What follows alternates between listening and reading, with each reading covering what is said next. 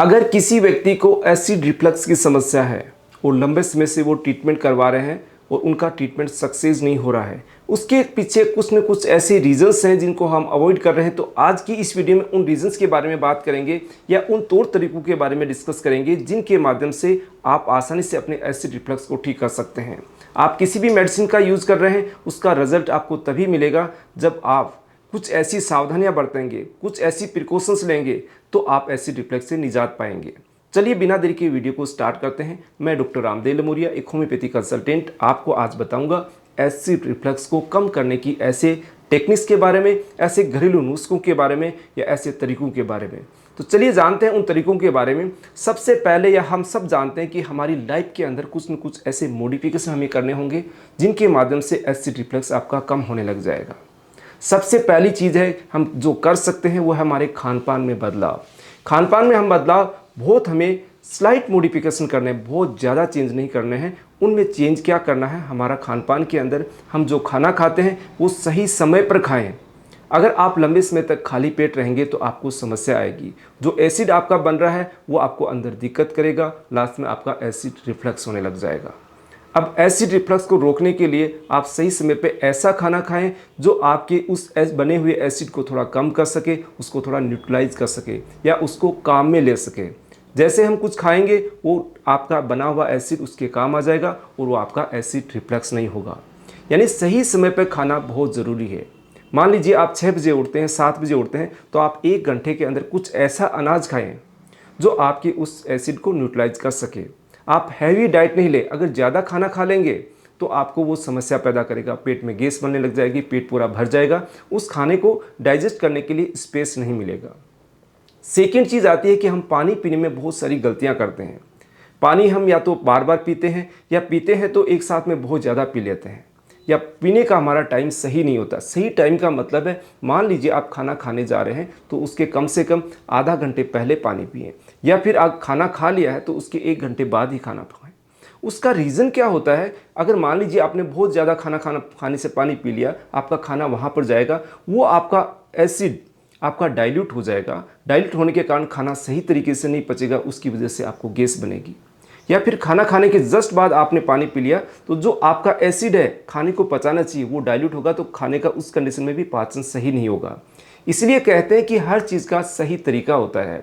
खाना को आप अच्छी तरीके से चबा के खाएं जिससे आपका दिमाग भी रिलैक्स रहेगा, मुंह से लार अच्छी बनेगी। लार अच्छी बनने से क्या होगा, खाने का पाचन अच्छा होगा। जो एसिड आपका अंदर है स्टोमक के अंदर, वो खाने को सही तरीके से डाइजेस्ट कर पाएगा, उससे आपका डाइजेशन अच्छा बना रहेगा और उससे एसिड रिफ्लक्स की समस्या भी कम होगी।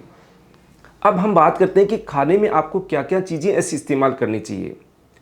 ऐसी एसिडिक चीज़ें अगर आप खाते हैं, मान लीजिए आप बहुत ज़्यादा स्पाइसी तली भुनी चीज़ें, जंक फूड, फास्ट फूड या प्रोसेस्ड फूड पे जोर मैं इसलिए डाल रहा हूँ कि बना बनाया खाना जो होता है वो हमारे लिए न्यूट्रिशियस भी नहीं होता है, वो हमारी बॉडी के अंदर एसिडिटी डेवलप करता है, एसिड फॉर्मेशन को बढ़ाता है, जिसकी वजह से हमारा एसिड रिफ्लक्स और बढ़ जाता है। तो ऐसे खाने का आप इस्तेमाल नहीं करें। बिल्कुल ब्लाइंड खाना, ब्लाइंड का मतलब ये है कि वो आपके एसिड को स्टिमुलेट नहीं करे, प्रमोट नहीं करे। जो आपकी स्टमक में एसिड बन रहा है वो आपके लिए पर्याप्त है। अगर उसकी मात्रा बढ़ेगी तो एसिड रिफ्लक्स के रूप में आपको परेशान करेगा।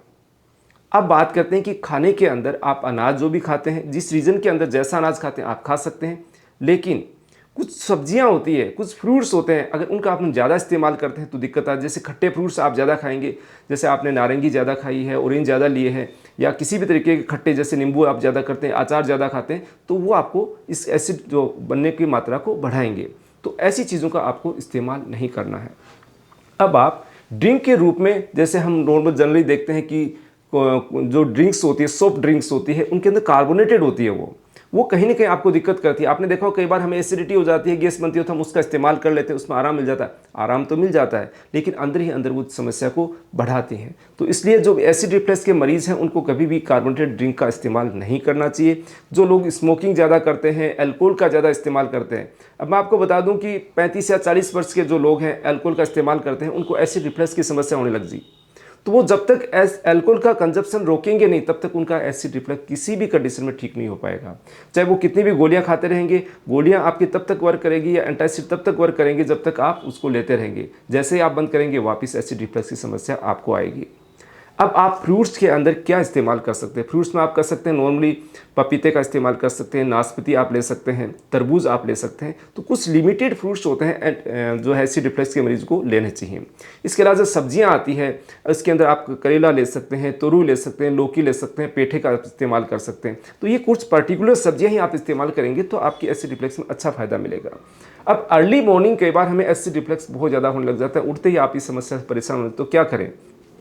आप जो भी दूध लेते हैं, मिल्क आपके काऊ मिल्क जो होता है अच्छा शुद्ध दूध होना चाहिए, उसके अंदर थोड़ा पानी आप मिलाएंगे और उस ठंडे पानी को, ठंडे मिले हुए दूध को आप जो ठंडा है उसको धीरे धीरे सिप सिप आप धीरे धीरे घूंट घूंट के रूप में पिएंगे तो वो आपको अच्छी राहत देगा। आप नारियल पानी का इस्तेमाल कर सकते हैं या ताज़ा जो छाछ होती है, बिल्कुल जो दही आपका ताज़ा जिसमें खटाई नहीं आई हुई है उसकी छाछ बनी हुई, मोड़ी छाछ जिसको बोलते हैं, उसका इस्तेमाल करेंगे तो भी आपको अच्छा फ़ायदा मिलेगा। अब हम आते हैं लाइफ जो स्टाइल के साथ साथ में कुछ ऐसी एक्सरसाइज हमें करनी चाहिए जिसकी वजह से हमारे दिमाग का स्ट्रेस रिलीज होगा, क्योंकि सबसे मेन जड़ है आज के समय में हमारी एसिडिटी को प्रमोट करने वाला, एसिड रिफ्लक्स को प्रमोट करने वाला हमारा स्ट्रेस।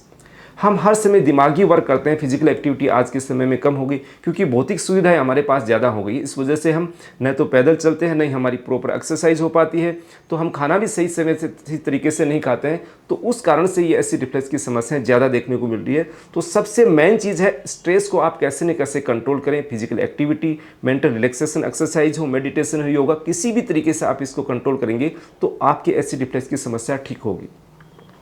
अब जनरल रूटीन में हम गलतियां क्या करते हैं कि मान लीजिए आपको एसिड रिफ्लक्स की समस्या लंबे समय से है तो हमें तुरंत अल्ट्रेशन करना चाहिए, या बहुत लोग जो कर रखे हैं उनको बहुत अच्छा रिलीफ भी मिलता है। क्या करना चाहिए? रात को जब हम सोते हैं तो हमारा जो बेड होता है कमर से, यानी कि हमारी बॉडी के आधे हिस्से से वो पार्ट थोड़ा सा ऊपर उठा होना चाहिए। जैसे ही मान लीजिए आपका ये बेड है तो आपका ये आधा हिस्सा है तो थोड़ा सा ये 30 डिग्री या 20 से 25 डिग्री के आसपास आपका ऊपर की तरफ उठा होना चाहिए, जिससे आपके कमर का ऊपर का हिस्सा, सर का हिस्सा आपका ऊपर रहेगा।